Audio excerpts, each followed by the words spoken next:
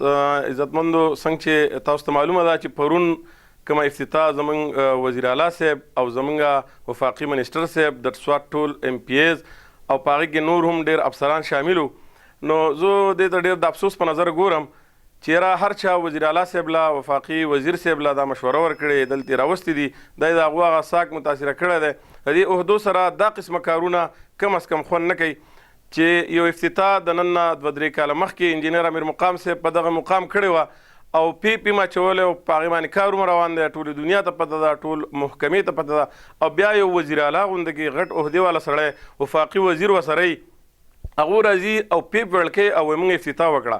نو لا اولنی د افتتاح مطلب دا نه دی چې ما پیپ ویل کو، ویلډینګ جدا معنی ده او د افتتاح جدا معنی ده. افتتاح مطلب دی چې ما یو میګا پراجیکټ راوړو د هغې نن پرانسته وشوه، خو دا میګا پراجیکټ خو انجینر امیر مقام د نن نه 2-3 کاله مخکې راوړی دی، پیپ هم هغو ته پروت دی، په هغې کار هم روان دی.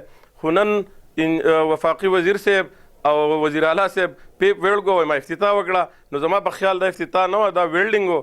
د ویلډینګ ته بیا په کار ده چې په سوشل میډیا باندې کم ملګري ناست دي یا میډیا والا هغو ته وایو چې وزیر اعلی صاحب ویلډینګ وکړو او بیا افتتاح چې وه نو انتهایی د خندا خبر هم ده، د افسوس خبر هم ده.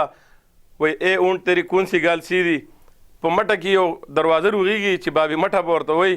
د هغې د افتتاح دپاره ډېر په افسوس سره ویم چې د عمران خان هغه ویزن شي شو چې زه به پروټوکول ختموم، زه به هغه ختموم. نن زما وخت وفاقي وزیر صاحب په هلیکاپټر کې چې موږ ورته پرو والا موټر سایکل وایو چې هغه وی چې موټر سایکل به عمران خان صاحب دفتر ته ځو، نن د هغه وزیر په هلیکاپټر کې راځي او د دروازې افتتاح کوي چې هغه لا تیار هم نه ده. په دې سوات د خلکو سره دا مذاق بند کړی شي. نور دا مذاق له دې قوم پیسه ده ولې ضایع کېږي. او بیا ډېره د افسوس خبره دا ده چې تاسو ته پته چې مټې او د کبل به څومره فاصله او وفاقي وزیر صاحب دومره نازبین شو چې د مټې نه کبل ته په هلیکاپټر کې ځي.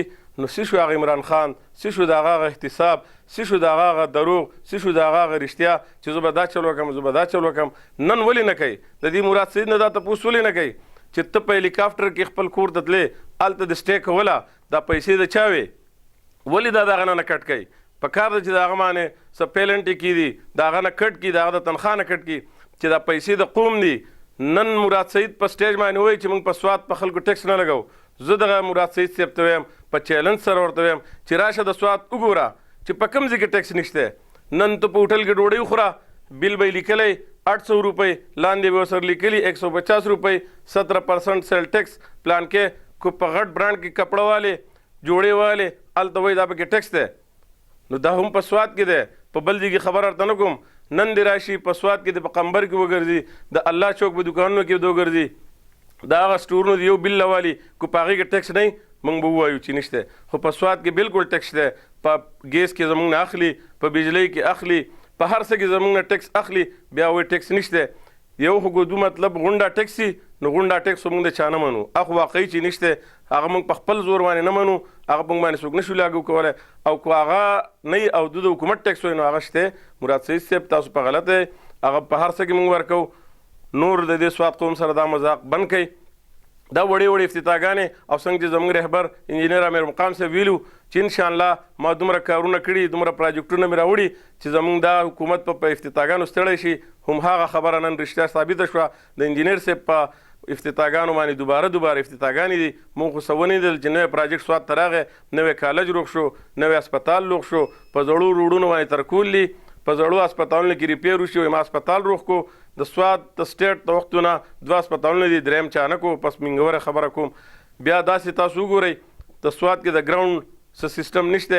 زموږ یو سټیډیم دی، هغه کو چا ورته وي چې دا سټیډیم دی، موږ به ګناهګار یو. په کار دی زموږ خپل وزیر اعلی صاحب دی چې د ښیو د لوبو غاړو دپاره یو ښه کمپلیکس بل روغ کړي. نور داسې سهولیات سوات ته راوړي چې په هغې باندې موږ د دې ټول پی ټي آی د ورکرانو، د وزیر اعلی صاحب، د وفاقي منسټر صاحب د ټولو به موږ شکریه ادا کړو.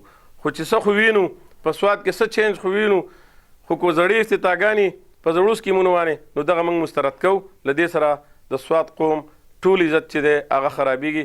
زما خواست پی ټولو ملګرو ته، وزیر اعلی صاحب ته، وفاقي وزیر صاحب ته، نور زمونږ ایم پی ایګانو ته چې دا مذاق نور ختم کړي. په دې زړو افتتاحګانو باندې نوي افتتاحګانې نه کوي او دې وړو کارونو له کم از کم له دوی دلته ورکران شته، ایم پی ایز شته، هغو دې ورکوي. وزیر اعلی صاحب ستا سره دا نه ښایي چې د یو دروازې افتتاح له ته راسې دا ستا د شان خلاف خبره ده. پکار ده چې ته راځې او یو داسې میګا پراجیکټ دی چې په 2 روپو کې چې زموږ دپاره یو ویل فرنش اسپتال روغ کې، چېرته ښه کالج روغ کې، چېرته ښه یونیورسټي روغ کې، د هغې راځې موږ به ورته ویلکم کوو. په لنډاکي به باندې موږ ګولونه اچو، خو که داسې دا خبرې نو موږ له دې پرزور مزاحمت کوو او انشاءالله بیا درته وایو چې زموږ د سوات عزت کم از کم په دې وړو وړو خبرو باندې خپله بېعزتي مه کوئ. سوات له یو غټ کار وکئ چې هغې دپاره موږ ټول سواتیان په فخر سره ووایو چې زموږ خپل وزیر اعلی او هغه سوات له دا تحفه ورکړې ده. د انجینر صاحب په کارونو باندې افتتاح کول دا ستاسو سره ښه نه ښکاري، له دې نه نور قلار شئ. ډېره مهرباني.